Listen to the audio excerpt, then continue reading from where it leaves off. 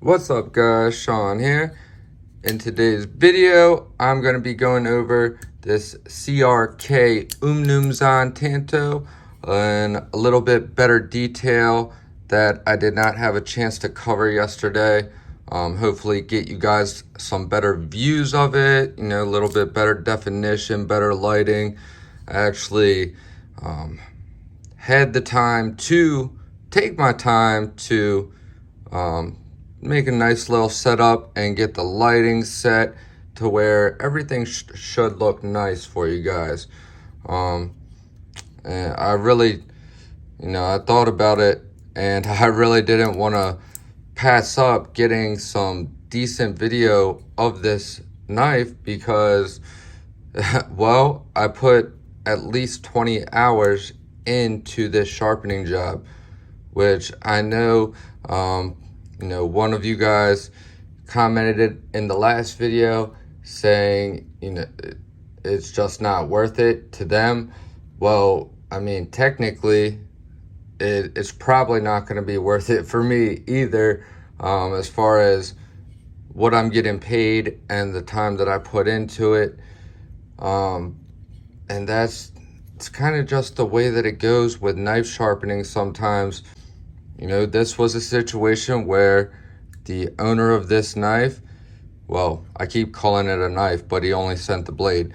But it's still a knife regardless. So the owner of this sharpens knives, and I saw some work that he did. He's not bad at all, but he got in a little bit over his head on this one because somebody had suggested to him that he reprofile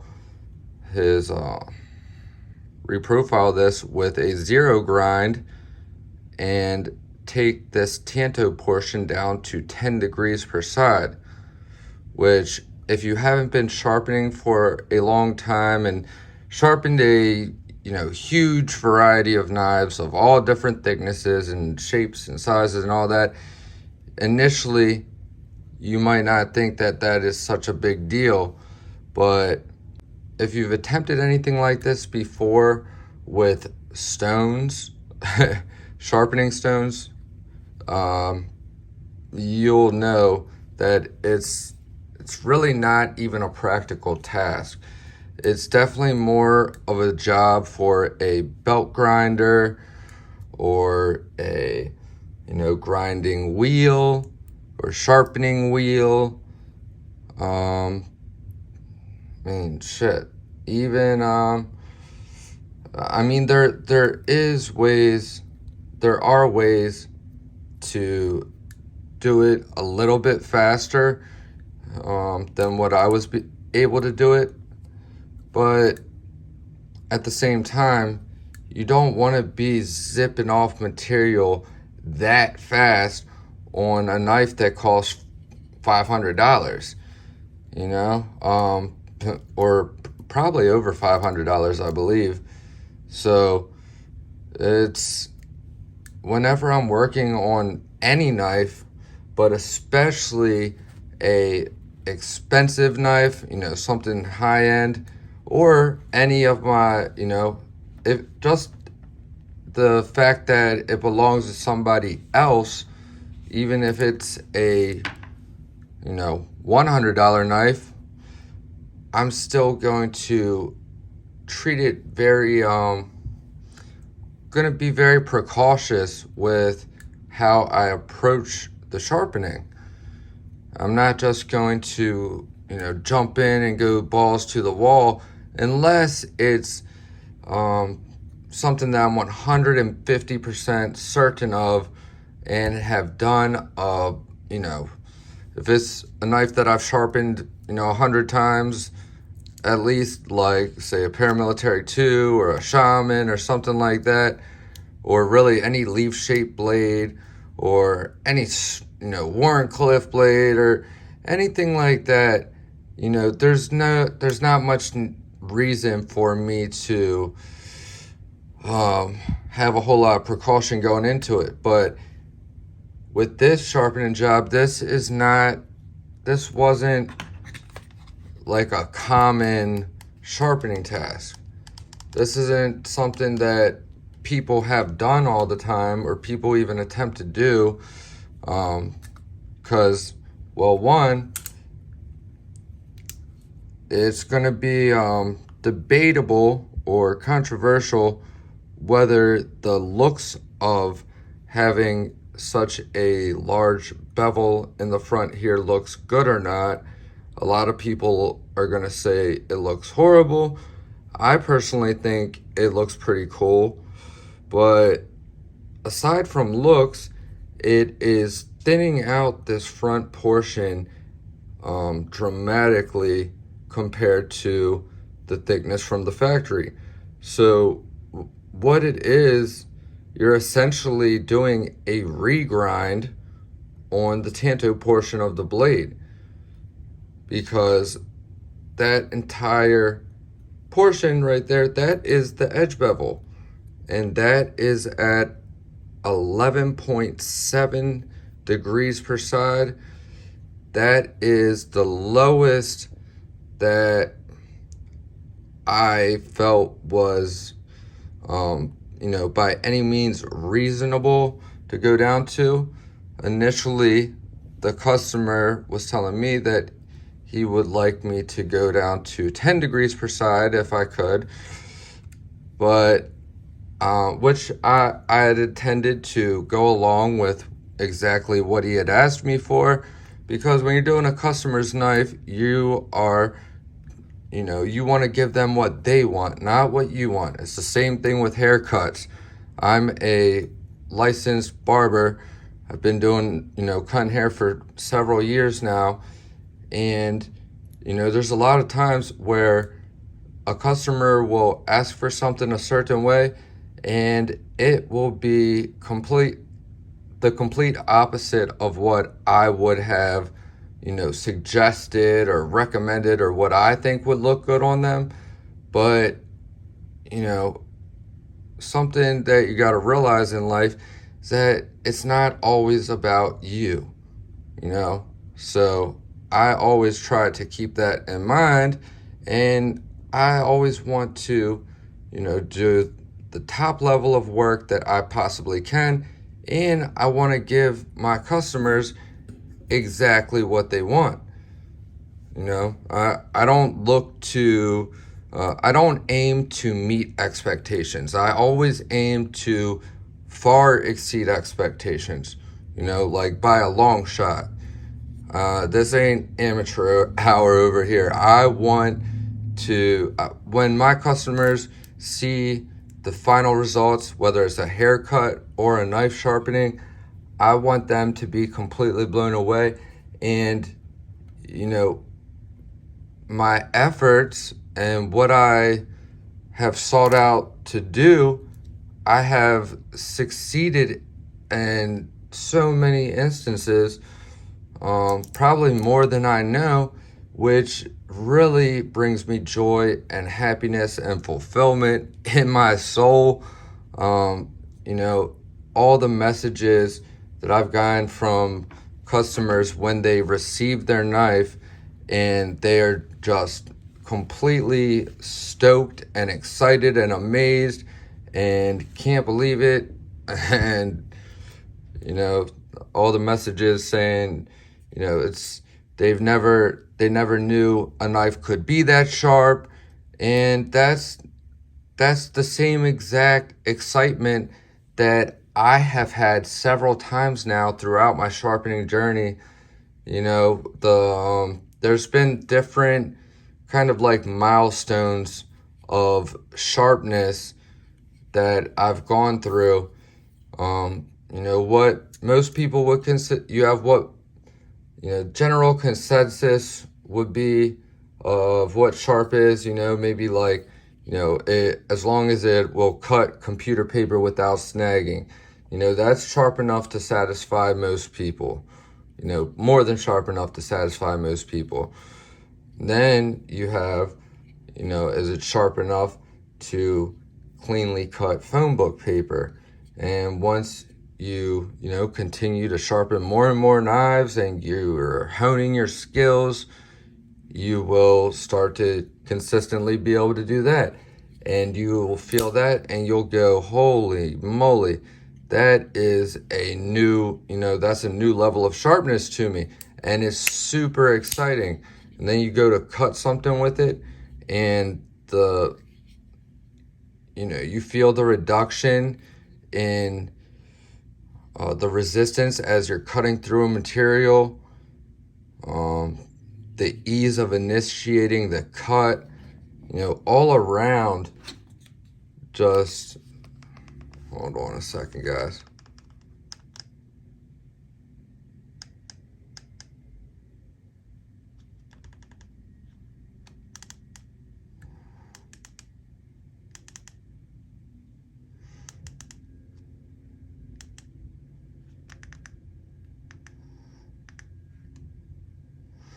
Felt like my lighting needed to be adjusted, so hopefully this is better for you guys.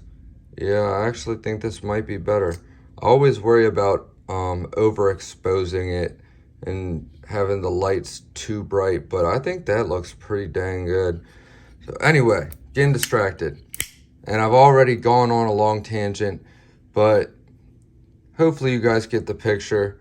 I mean, to sum it all up, it's just as important to me, if not more important to me, to succeed at giving the customer exactly what they wanted, and also being able to give them the experience of a knife that is sharper than anything that they have previously experienced.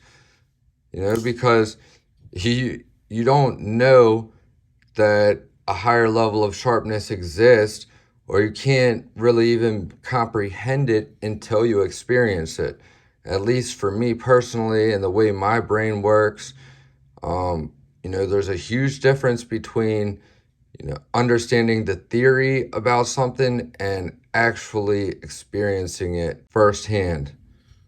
So the knife that I keep on, flashing around right here, this is what I'm carrying today. This is my 15V SPYDERCO MANIX 2 collaboration with Triple B Handmade, Big Brown Bear, also known as Sean Houston. He has a YouTube channel. I watched him long before I had my channel. Awesome guy, super smart, super talented, and it's so amazing to see my favorite knife company in the world do a collaboration with someone like Sean Houston, Big Brown Bear. That is just amazing. And the efforts and the lengths that they went through to put his, custom heat treat protocol into a production capacity and actually get it done right, so that it's, a true representation of Sean Houston's heat treat protocol. That is incredible. And also the fact that this knife was gifted to me from a huge supporter of the channel, Chris. He's been a huge blessing. And and then on top of it, I came to find that 15V really knocked my socks off. It's everything that you would hope that it would be. 100% that it's a super steel after you use this for a couple weeks. It's almost like a mix between K390 and MAXAMET, in my opinion. Goes for longer than K390. I haven't done a scientific test or experiment, but I would almost bet my life on it based off of my extensive use with this so far. And I've tested it with two or three different edges.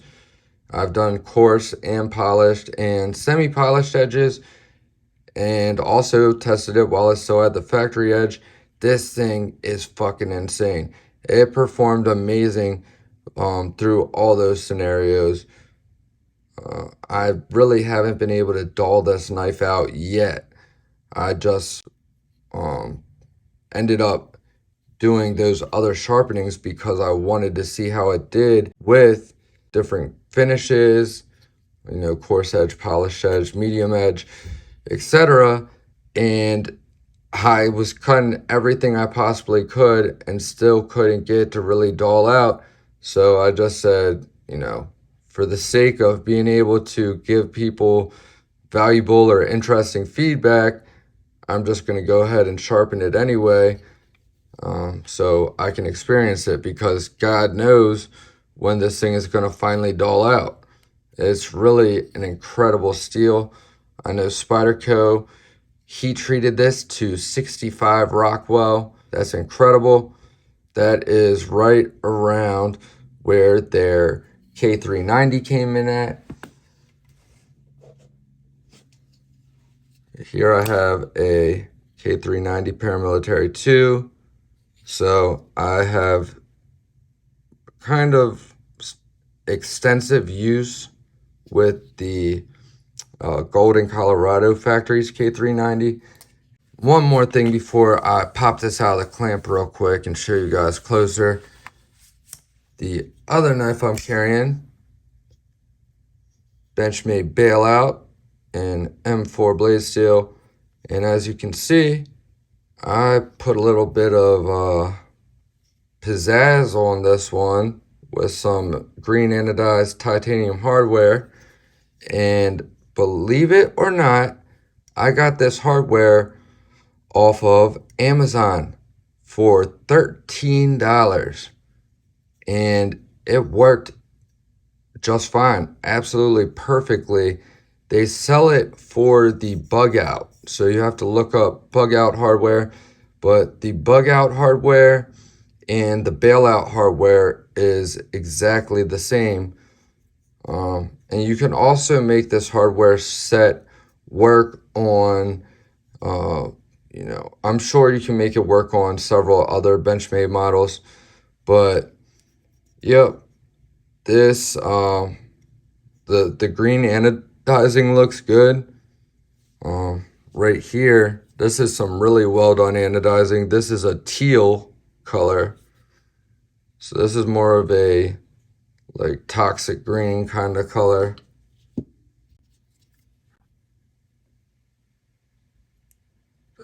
Oh my God, I knew it.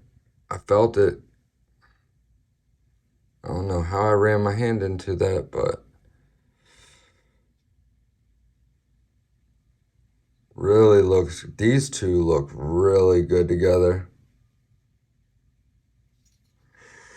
But I have these ones out in preparation for Fiber Friday.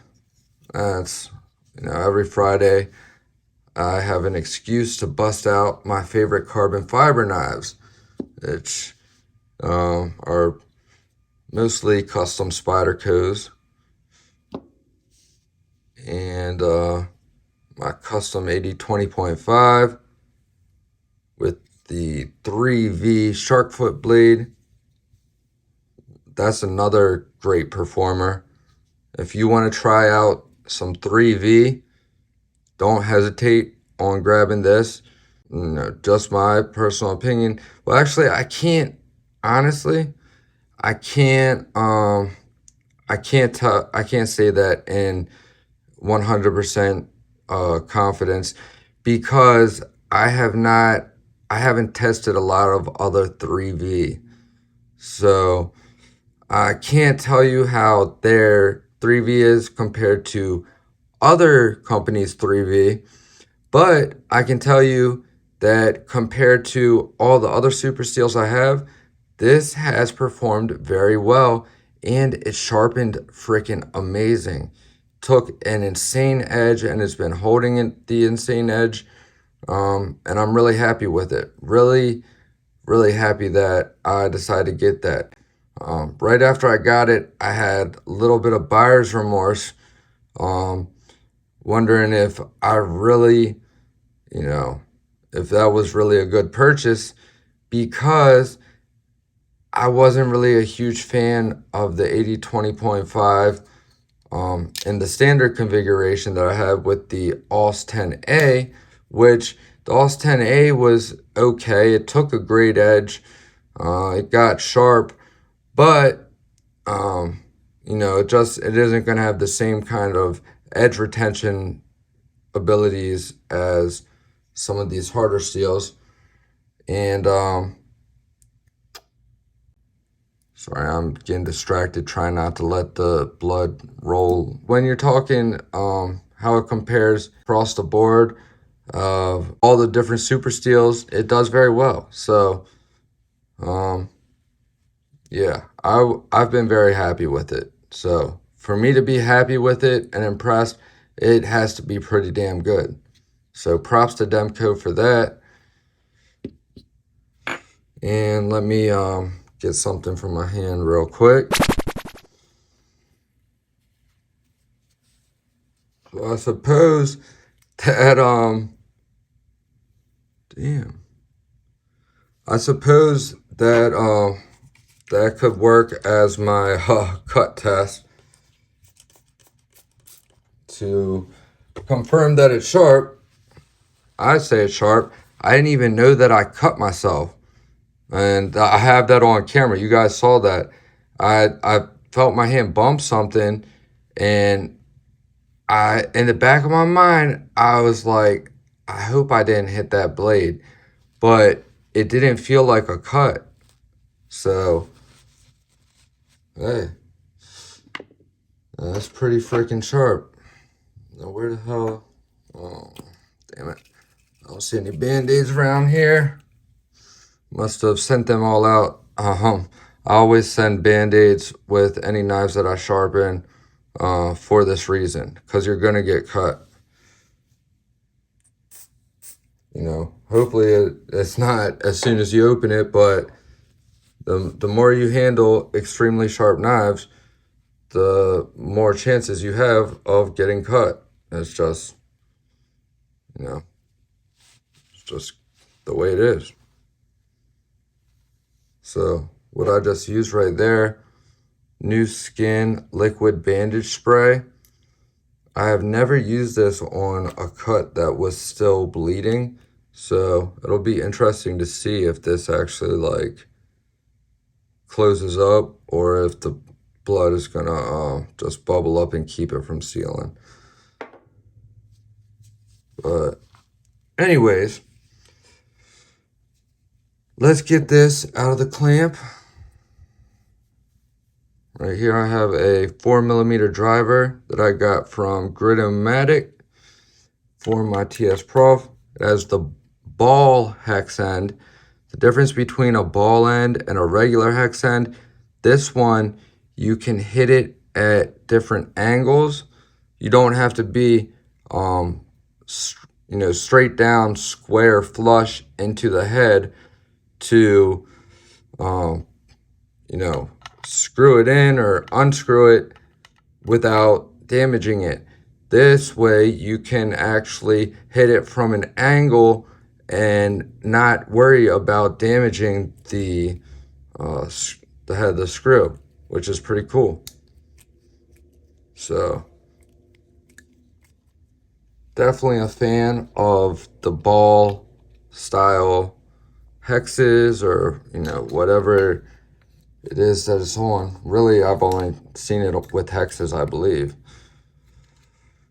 Okay. I have the zip tie on here. Watch this, guys. Squish it down flat like that and slid it right back off.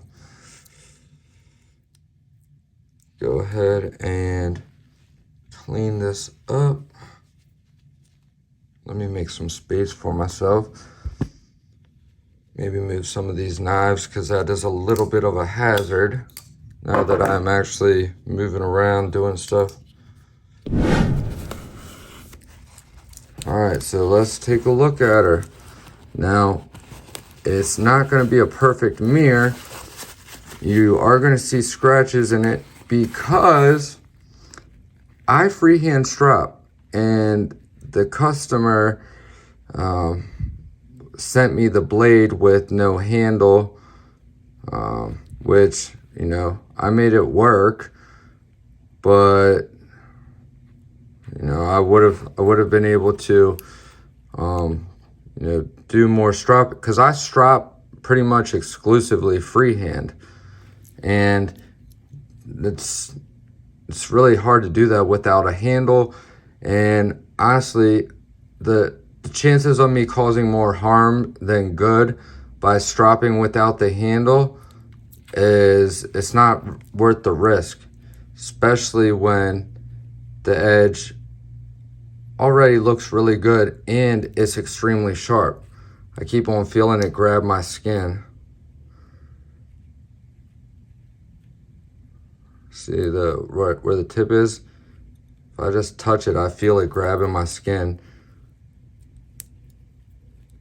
I have a feeling this thing is going to be sharp as fuck.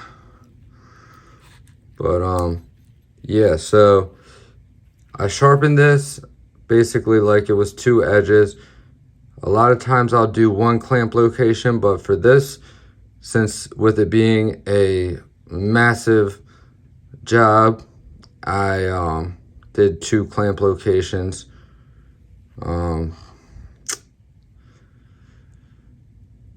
You can see the clamp locations if you check out the previous videos. But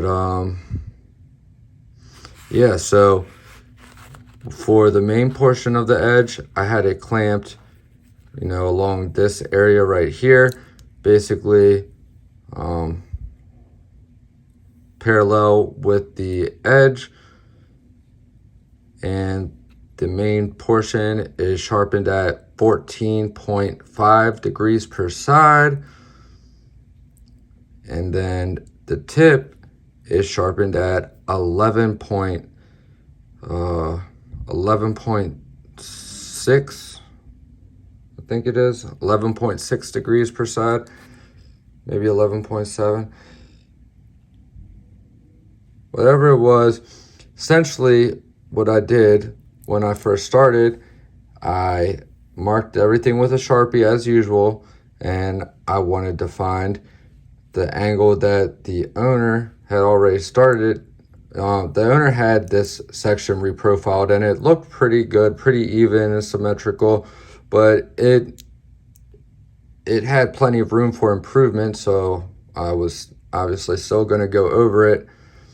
And I basically matched it to the angle that it was at, and then just cleaned that up. There's no sense in going to a lower angle if it's already down, you know, if it's already laid back and it looks pretty good. There's no reason how that you want to go back to a higher angle just to get a smaller edge bevel, because you're gonna waste so much steel, so much life out of that blade.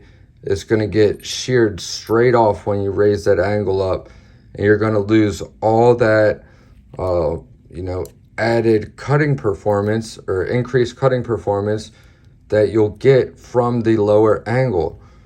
So when you sharpen a thicker blade at a lower angle, it essentially thins it out behind the edge. Since it's not thin behind the edge, that makes it initiate the cut a whole lot easier, because the first millimeter of the edge is relatively thin and extremely sharp, so it gets the blade started into the material you're going to cut, and it also makes it easier for the blade to pass through, and it also reduces friction because it's less like a wedge, and it's laid down. The factory edge is like that, okay? This edge is like that, so you're gonna have less resistance, less friction caused as it's going through the material, and that is going to in turn that's going to decrease the wear. So less friction means less wear and therefore better edge retention. Your edge is going to stay sharp for longer and perform for longer because it's experiencing less friction, less resistance, less wear on it with each cut. So there is a lot of benefits to it. And for those of you who are going to say, oh, but you lose a lot of toughness, not really. Your blade geometry for this and the steel and the heat treat, that is all going to give you the toughness, right? So you have thick geometry. This is a thick blade. I believe it's S45 VN. Let's see. Yeah, 45. S45 VN. So plenty tough. Steel. I know Chris Reeves Knives has to do at least a decent heat treat, and I would imagine they probably aim to get whatever the most toughness is. So you can afford to lay the edge back, because even with it sharpened at this angle, you're still not paper thin, okay? And we're still talking about steel here. It's not like it's made of fucking aluminum foil. It's not gonna crumble on contact. You still have a lot of material behind that edge to support it and reinforce it and keep it intact. As long as, you know, the heat treat's done well, there shouldn't be any issue. And I believe it is done well, because I didn't have any issues deburring at all. So I don't think it's, you know, soft and mushy. It feels like it's, you know, should perform exactly as intended. Let's see here. Holy shit. Did you guys hear that? Listen.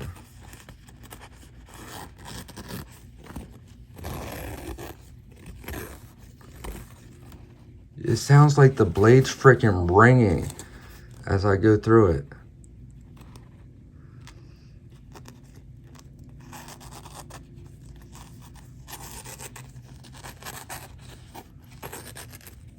Holy shit. Guys, I think this is sharp. Oh my god. Let me get a fucking phone book paper.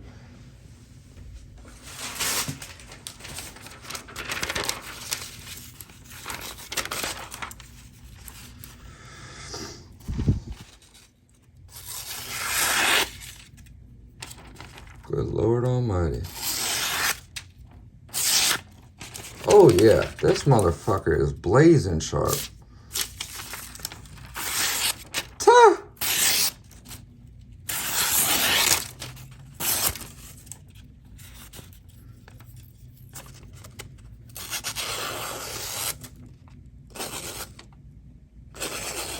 Holy shit. I'm impressing myself right here, right now. Good Lord.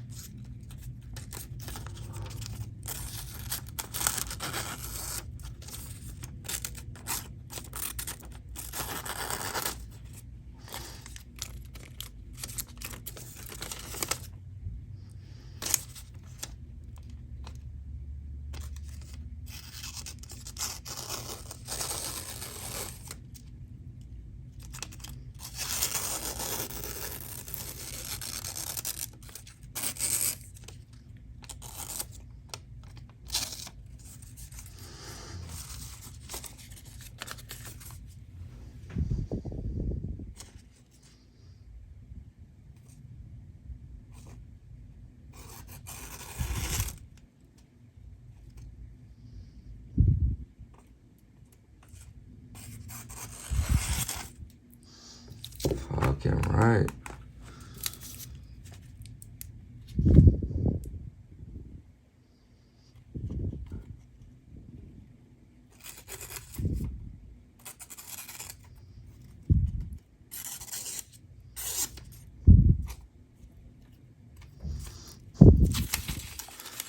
This ain't sharp as fuck.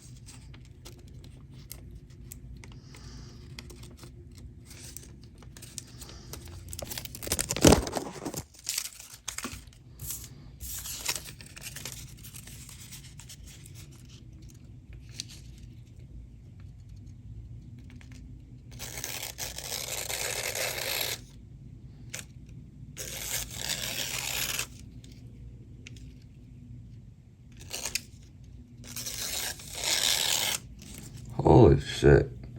This thing's fucking sharp, guys. Really fucking sharp. I'm not gonna lie. I hope the owner of this knife takes care of me.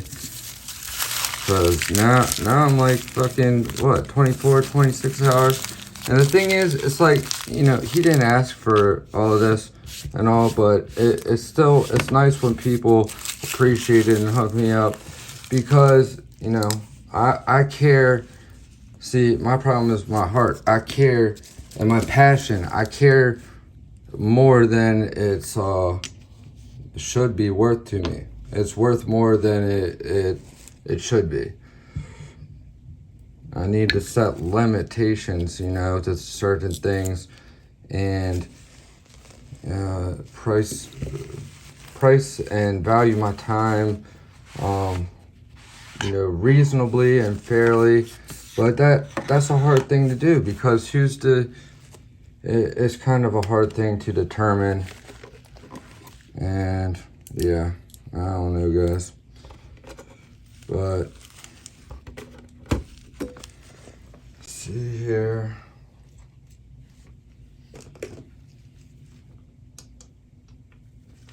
Man, this video is gonna be long as shit. Probably won't even make it up today, but I'll try.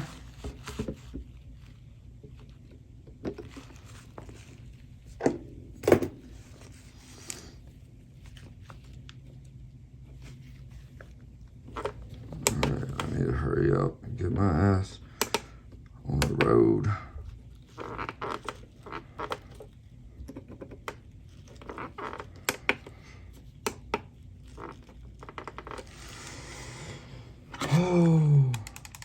I'm getting anxiety because I've been doing this shit fucking all morning. I need to be at work. That's dedication. That's why I haven't really been able to do a ton of videos lately. It's just hard.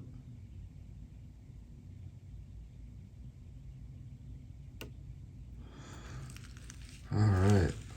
Sure, if I test it and other spots of the blade tested it more, I would